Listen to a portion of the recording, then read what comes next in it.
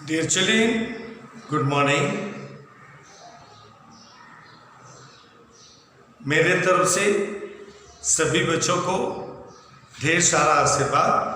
साथ ही साथ ईश्वर से यह कामना कि हमारे बच्चे पढ़ाई के प्रति पूरा ध्यान दें, उनमें जोश और लगन बरकरार रहे। मेरे बच्चों, आज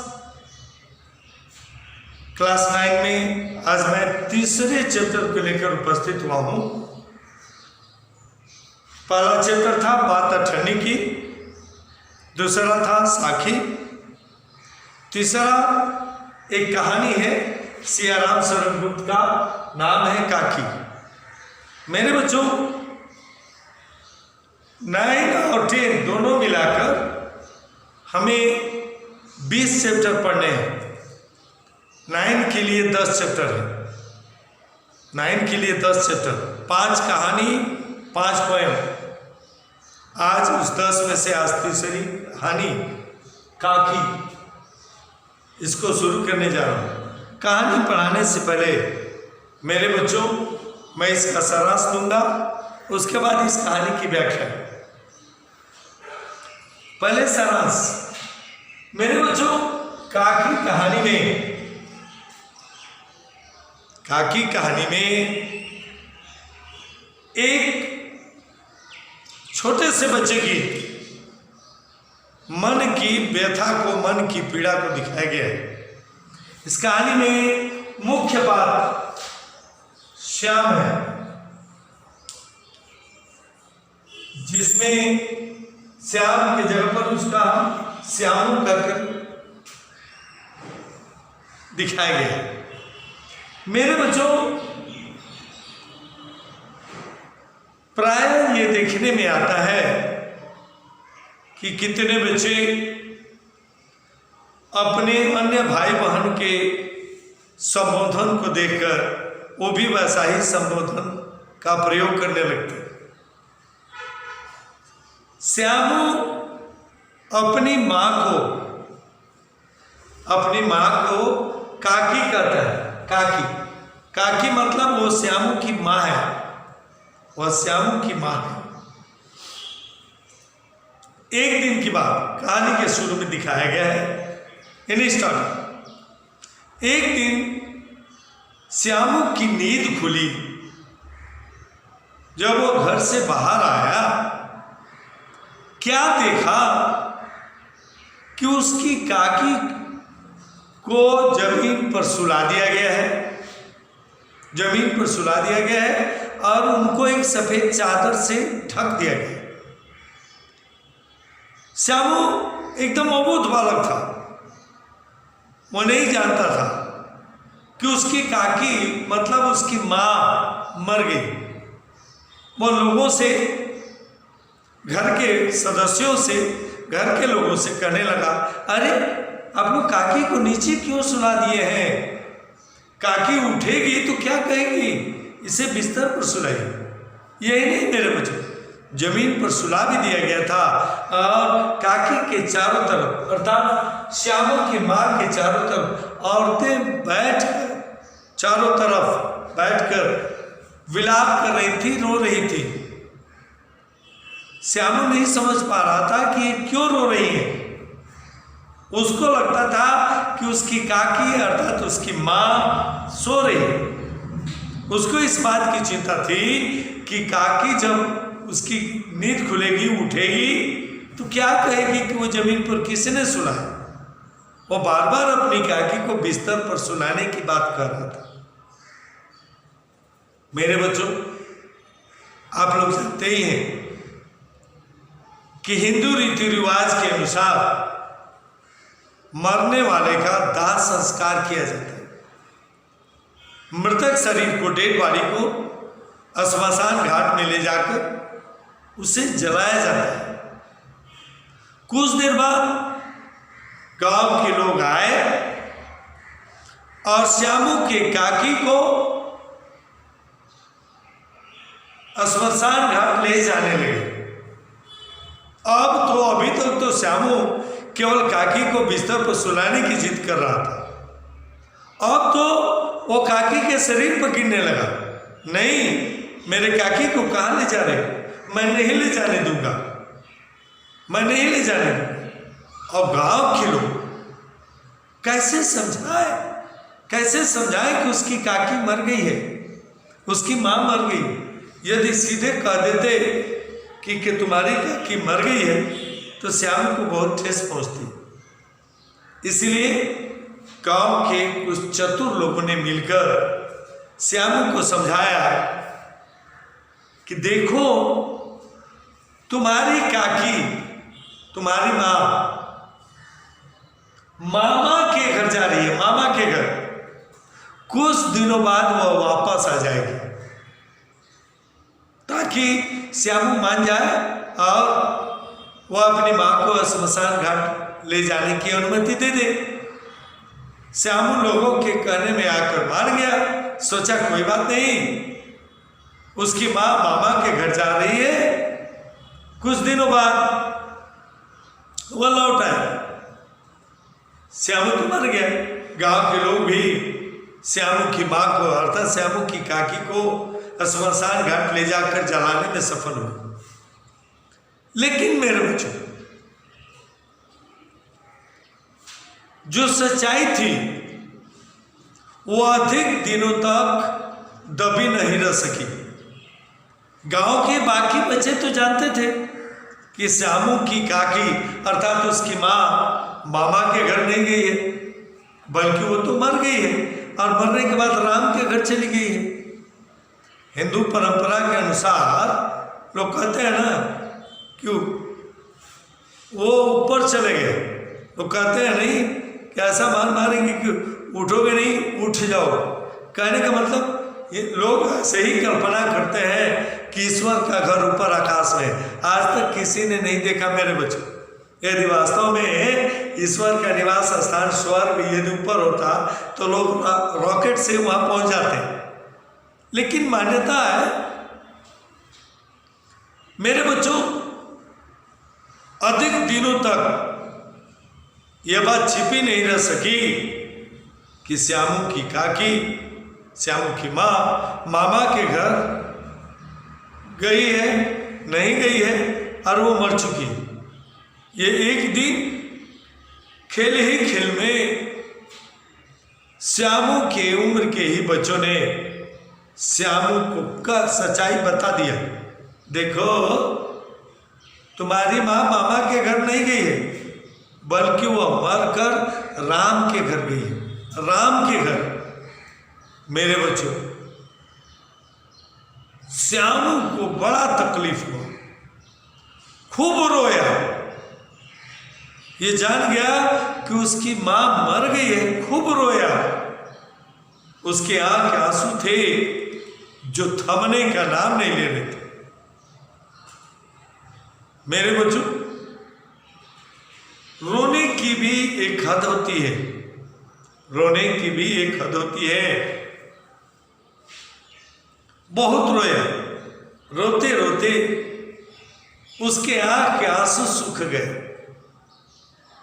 उसका रोना बंद हो गया, किंतु वह उदास रहना शुरू कर दिया। जहां बैठता अपने में खोया रहता, नहीं तो आकाश की ओर देखता रहता। उसे विश्वास था कि उसकी काकी राम के घर गई है, कभी भी वहां से बाहर देखेगी ना तो मैं दिखूंगा और मेरी काकी राम के घर से नीचे आ जाएगी। छोटा बच्चा क्या करे? मेरे बच्चों, एक सेंटेंस है, बारिश होती है, बारिश के बाद धरती के ऊपर का पानी सूख जाता है, पानी कहीं नहीं दिखता, किंतु धरती के भीतर मिट्टी गीली पाई जाती है। वैसे ही कुछ दिनों के रोने के बाद श्यामू के आंख के आंसू निकलने बंद हो गए, लेकिन उसके मन की पीड़ा दूर नहीं हुई। एक दिन की बात, श्यामू ऐसे ही उदास मन से आकाश की ओर देख रहा था। उस दिन श्यामू ने आकाश में पतंग उड़ती देखी, काइट, पतंग उड़ती देखी। पतंग को देखते ही श्यामू के मन में एक नया ख्याल आया। उसके मन में एक योजना तैयार हुई। सोचा, उसने सोचा क्यों ना मैं पतंग उड़ाऊं, पतंग पर काकी लिख दूंगा, पतंग ऊपर जाएगी आकाश में, और उस पतंग पर काकी लिखा रहेगा तो तुरंत मेरी काकी पतंग पर काकी लिखा देखकर जान जाएगी कि मैं उसे बुला रहा हूं, और वह तुरंत पतंग की डोर पकड़कर नीचे आ जाएगी और काकी मुझे मिल जाएगी। उसके मन में एक ख्याल आ गया। वह तुरंत अपने पिता विश्वेश्वर, अपने पिता विश्वेश्वर के पास गया। पिताजी मुझे डोर और पतंग खरीद दीजिए। विश्वेश्वर ने कहा जाओ बाद में खरीदेंगे। इनकार नहीं किया, मेरे बच्चों ध्यान रखो, इनकार नहीं किया। लेकिन श्यामू को तो अपने काकी को बुलाना था, उसे इंतजार करना उचित नहीं लगा। जब उसके पिताजी चले गए, श्यामू ने क्या किया कि अपने पिता की जेब से, कोट की जेब से 4 आने पैसे निकाले। मेरे बच्चों उस समय सस्ती के जमाना था। 4 आना मतलब 25 पैसे, 25 पैसे निकाला, लाया। उसके घर में एक दासी काम करती थी जिसका नाम था सुखिया। उसका एक बेटा था और उसका नाम था भोला। याद रखो मेरे बच्चों, भोला। वो 4 आने पैसे लाकर भोला को दिया, कहा कि देखो दोस्त, ये पैसे लो और अपनी जीजी से, मतलब अपनी बहन से पतंग और डोर मंगवा दो, लेकिन सावधान, बोलना कि चुपके से लाए, किसी को पता न चले। मेरे बच्चों पिता से छिपकर पतंग और डोर मंगवा रहा था, इसीलिए भोला से ये कहा कि चुपके से पतंग और डोर मंगवाना, किसी को पता न चले। बोला तो दोस्त आई, मान गया। भोला की बहन पतंग और डोर ला दी। एक अंधेरी कोठरी में, ताकि कोई न देख सके, एक डार्केस्ट रूम में, एक अंधेरी कोठरी में पतंग में डोर बांधी जाने लगी। डोर बंध गई। अचानक भोला ने कहा, दोस्त एक बात कहूं, ध्यान से सुनना मेरे बच्चों। दोस्त एक बात कहूं। श्याम ने कहा बोलो। तो श्यामू, दोस्त ये डोर तो थ्रेड, डोर मीन्स थ्रेड, बहुत पतली है, बहुत पतला है। काकी जब डोर पकड़कर नीचे उतरेगी तो डोर टूट जाएगी और काकी नीचे गिरेगी, चोट लगेगी। हाँ, यदि डोर की जगह रस्सी लगा दी जाए तो काकी आराम से पकड़कर नीचे आ जाएगी। देखो दोनों बच्चे इनोसेंट थे, बोध थे, उनमें समझदारी का भाव था, वे उतने चतुर नहीं थे। श्यामू को भोला की बात अच्छी लगी, कहा कि ठीक है, मैं क्या करूं, अब कहां से मैं पैसे लाऊं। पिताजी तो देने वाले हैं नहीं।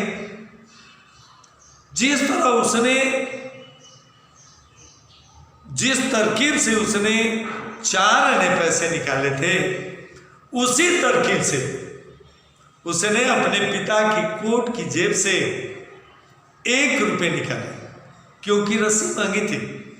1 रुपये निकाले और निकाल कर लाया।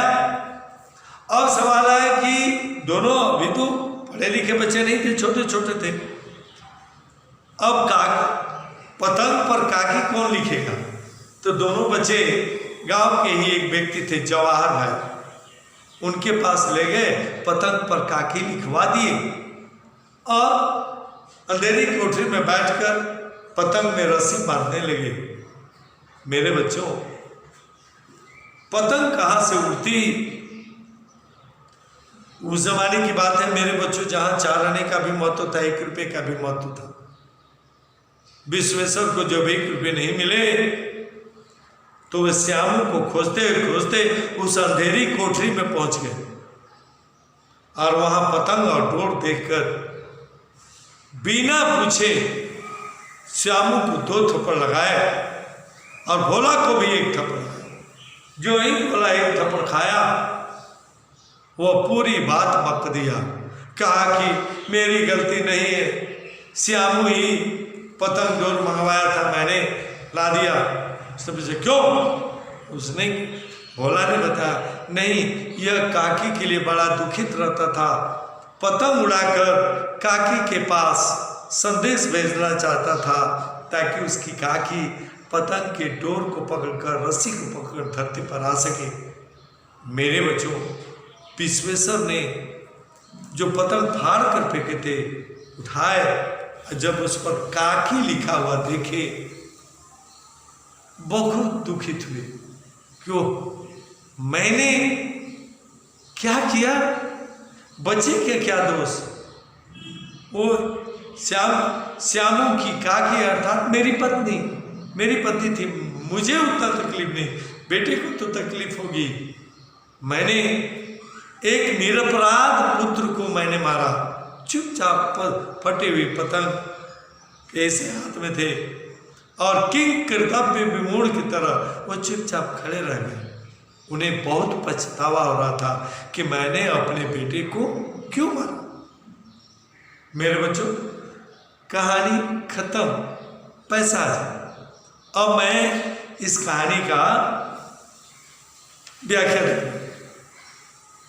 बहुत छोटी सी कहानी है मेरे बच्चों, अब समझ में आ जाएगा। पेज नंबर 10 है। अभी तो मेरे बच्चों आप लोगों के पास किताब भी नहीं है, फिर भी कहानी ध्यान से सुनना। उस दिन बड़े सवेरे श्यामू की नींद खुली तो देखा कि घर भर में कोहराम मचा। सवेरे जब श्यामू की आंख खुली, क्या देखा कि घर में लोगों का रोना पीटना मचा हुआ है। छोटा बच्चा नहीं जानता था कि क्यों लोग रो रहे हैं। उसकी माँ नीचे से ऊपर तक एक कपड़ा ओढ़े कंबल पर भूमि से हटकर, उसकी माँ जमीन पर सोई है, कंबल बिछा दिया गया है और ऊपर से सफेद चादर ढक दिया गया है और घर के सब लोग उसे घेर कर बैठे करुण ढंग से विलाप कर रहे, रो रहे हैं। अभी तक वो नहीं समझा कि उसकी माँ मर गई है। लोग, उसकी माँ का नाम था मेरे बच्चों उमा। क्या नाम था? उमा। पिता का नाम विश्वेश्वर और माँ का नाम उमा। और घर के सब लोग जब उमा को श्मशान घाट ले जाने के लिए, उठाकर ले जाने के लिए तैयार हुए, श्यामू ने बड़ा उपद्रव मचा। नहीं, गिर जाता था अपने माँ के सामने। नहीं, मैं काकी को ले जाने नहीं दूंगा, काकी उठेगी तो कैसे घर आएगी। उमा के ऊपर जा गिरा, बोला काकी सो रही है, उन्हें इस तरह उठाकर कहाँ ले जा रहे हो? मैं ले नहीं जाने दूंगा। लोग बड़ी कठिनता से उससे हटा पाए, काकी के दाह संस्कार में उसे जाने दिया। लोगों ने समझाया कैसे। एक दासी ने राम राम करके उसे घर पर ही संभाले रखे। यद्यपि गांव की जो चतुर लोगों थे, उन लोगों ने श्यामू को समझाया। क्या समझाया? देखो यहाँ, उसे विश्वास दिलाया कि उसकी काकी उसके मामा के यहाँ गई है। कहाँ गई है? मामा के। और कुछ दिन बाद वो लौट आएगी और श्यामू मान गया। परंतु असत्य के आवरण में सत्य बहुत दिन तक नहीं छिपा। एक दिन खेलते हुए बच्चों ने उसे बता दिया। आसपास के अबोध बालकों के मुख से सच्चाई प्रकट हो गई। कौन सी सच्चाई? कि तुम्हारी माँ मामा के घर नहीं गई है, बल्कि वो मर गई है और मरने के बाद राम के घर गई है। वही है, यह बात उसे छिपी नहीं रह सकी। काकी कहीं और नहीं, मर करके राम के यहाँ गई है। काकी के लिए अब जो ही जाना कि उसकी काकी मर गई है। श्यामू कई दिनों तक खूब रोया, एकांत में बैठकर रोया। जब रुदन क्रमशः शांत हो गया, परंतु उसका दिल का शोक शांत नहीं हुआ। एक उदाहरण दिए थे ना, बरसात के बाद धरती के ऊपर का पानी भले ही नहीं दिखाई देता है, लेकिन धरती के भीतर मिट्टी गीली रहती है। वही है, वर्षा के अनंतर 1-2 दिन में, अनंतर मतलब बाद में, वर्षा के बाद में धरती के ऊपर का पानी भले ही नहीं दिखाई देता, परंतु धरती के भीतर उसकी आर्द्रता, गीलापन जरूर बहुत दिनों तक रहता है। वैसे ही श्यामू का रोना तो बंद हो गया, लेकिन उसके दिल का रोना बंद नहीं हुआ। वह प्रायः शून्य मन से, उदास मन से बैठे बैठे आकाश की ओर देखता रहता। वो छोटा बच्चा कुछ नहीं जानता था। वो जानता था कि राम का घर ऊपर है, काकी जरूर मुझे देख रही होगी, काकी जरूर मुझे देख रही होगी। एक दिन उसने आसमान में पतंग उड़ती देखी। पतंग उड़ती याद आ गई मेरे बच्चों? पतंग के माध्यम से वो काकी को नीचे लाने का निश्चय किया। देखो यहाँ, एक दिन उसने आकाश में पतंग उड़ती देखी। न जाने क्या सोचकर मैं बताया, यह सोचकर कि पतंग पर काकी लिखा रहेगा। काकी पतंग को देखकर, काकी पढ़कर वह तुरंत जान जाएगी कि मैं उसे बुला रहा हूँ, और वह पतंग के डोर को पकड़कर राम के घर से मेरे पास चली आएगी। यही सोचकर कि मैं भी पतंग उड़ाऊंगा और अपना संदेश काकी के पास पतंग के द्वारा भेजूंगा। यह सोचकर उसका हृदय खिल उठा। अभी तक जो उदास था, काकी को धरती पर लाने का जो ही विचार उसके मन में आया, वो खुश हो उठा। वो विश्वेश्वर के पास, अपने पिता के पास जाकर बोला, काका मुझे एक पतंग मंगा दो। काका मीन्स पिताजी। पत्नी की मृत्यु के बाद वे भी उदास रहने लगे थे, इसीलिए बेटे की बात पर ध्यान नहीं दिए। कहा ठीक है जाओ मंगवा दूंगा, लेकिन श्यामू को उसी समय चाहिए था। उन्होंने कहा देखो क्या कर, अच्छा मंगा दूंगा, इनकार नहीं किया, मंगा दूंगा। कहकर वे उदास भाव से कहीं चले गए। श्यामू पतंग के लिए बहुत उत्कंठित था, बेचैन था। वो चाहता था कि जल्दी से जल्दी पतंग खरीदे और वह काकी के पास अपना संदेश भेजे। वह अपनी इच्छा किसी तरह से रोक न सका। एक जगह खूंटी पर, पहले लोग ऐसे ही काटी घड़ी रहती थी, उस पर लोग कपड़ा टांग देते थे। आजकल तो लोग हैंगर में टांगते हैं, लेकिन पहले ये सुविधा नहीं थी। खूंटी पर विश्वेश्वर जी का कोट टंगा हुआ था। इधर उधर देखकर उसने स्टूल सरकाकर, छोटा था, एक टेबल खींच लाया, उसी पर चढ़कर वो कोट की जेब में हाथ डाला, एक चौवन्नी निकाल लिया 25 पैसे। कोट की जेब टटोली, उसमें से एक चौवन्नी का आविष्कार हुआ। चौवन्नी मीन्स 25 पैसे।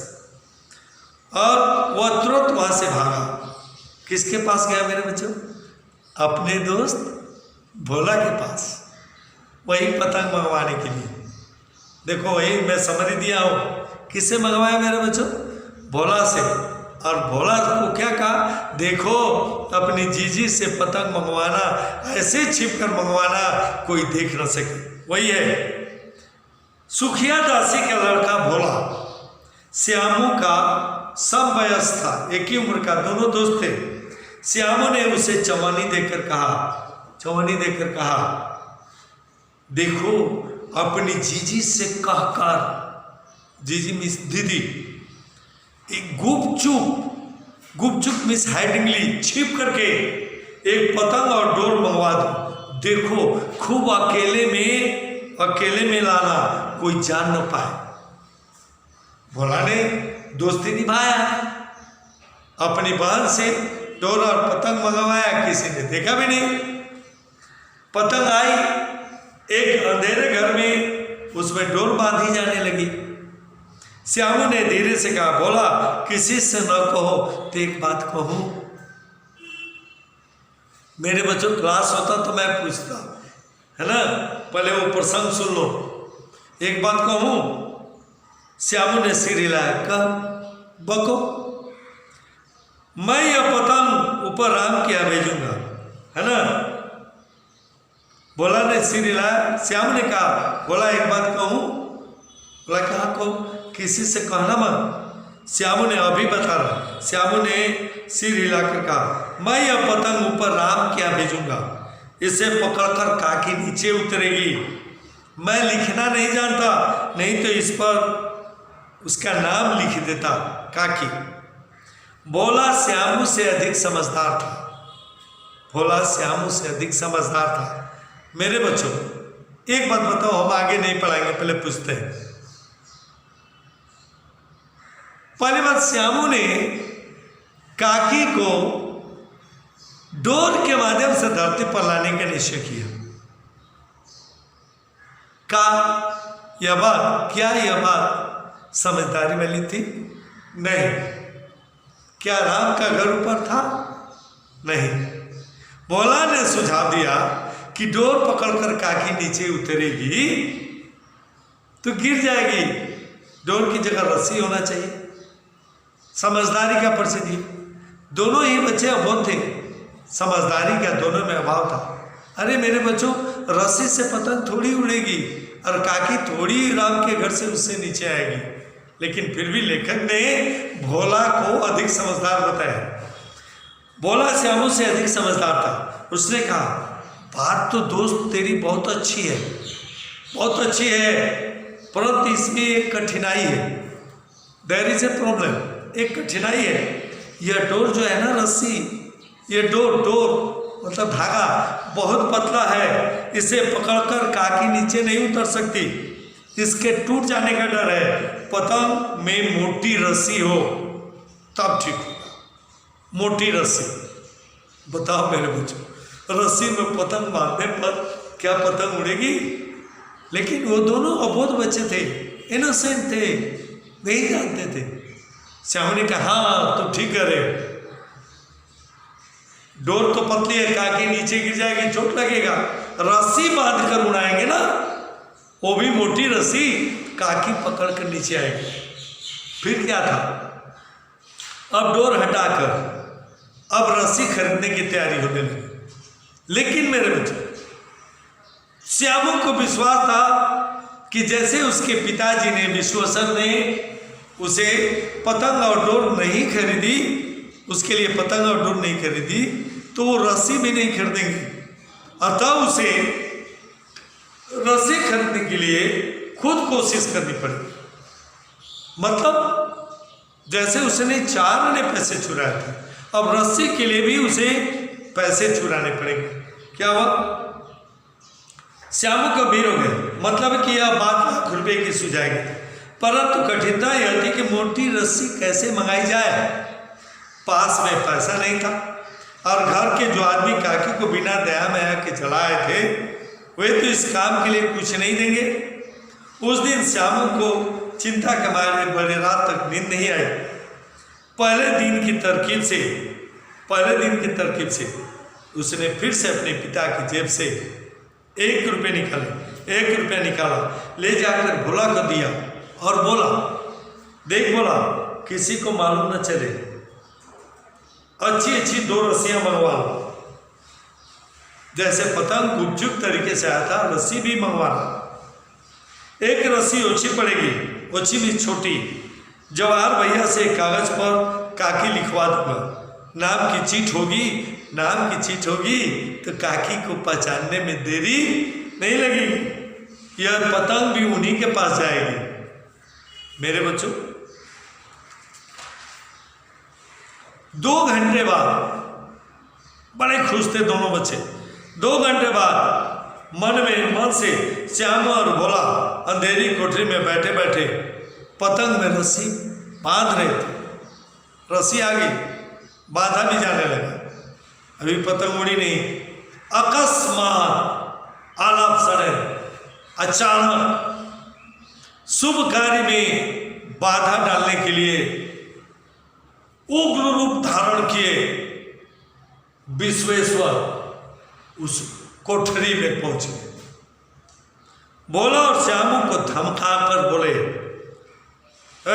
तूने हमारे कोट से 1 रुपया निकाला ना, निकाला कि नहीं? भोला भोला डर गया। वो तो दासी का, सुखिया दासी का लड़का था। सकपकाकर एक ही डांट में मुखबिर बन गया, अर्थात सच्चाई उसने उगल दी कि कहीं पिटाई न मिले। बोला, श्यामू भैया ने रस्सी और पतंग मंगाने के लिए निकाला था, मैंने नहीं निकाला, श्यामू भैया ने निकाला। विश्वेश्वर ने श्यामू को 2 तमाचे चढ़ा, 2 छापा। क्या कहा? लड़ाई, चोरी सीख कर जेल जाएगा। लेकिन अभी सच्चाई का पता नहीं था। चोरी सीख कर जेल जाएगा। अच्छा तुमको अच्छी तरह समझाता हूं। यह कहकर फिर तमाचे चले, फिर एक झापड़ लगाया और कान पकड़कर ऐठ लिया। मरने के बाद फिर उन्होंने पतंग को फाड़ दी। ऊपर रस्सियों को देखकर कहा, ये किसने मंगाई? बोले ने कहा, इन्होंने मंगाई थी। कहते थे, ध्यान देना, कि इनके पतंग टालकर काकी को राम के यहाँ से नीचे लाएंगे। पहली बार विश्वेश्वर को लगा कि कितना गलत काम किया अपने बेटे को मारकर।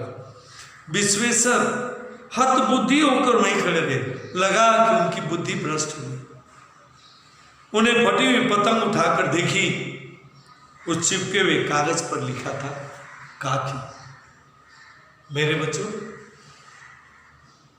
विश्वेश्वर जी को बहुत तकलीफ हुआ कि मैंने अपने बच्चे को क्यों मारा। बच्चे की गलती नहीं थी, वह तो अपने माता से प्रेम करता था। माँ के प्रेम के बस में पड़कर वह माँ को नीचे लाने के लिए यह 1 रुपया और 25 पैसे निकाला था। इसमें उसका कोई अपराध नहीं था। शौक के लिए पतंग और डोर वो मंगवाया नहीं था, वह तो अपनी माँ को बुलाना चाहता था। मुझे अपने बेटे को मारना नहीं चाहिए था।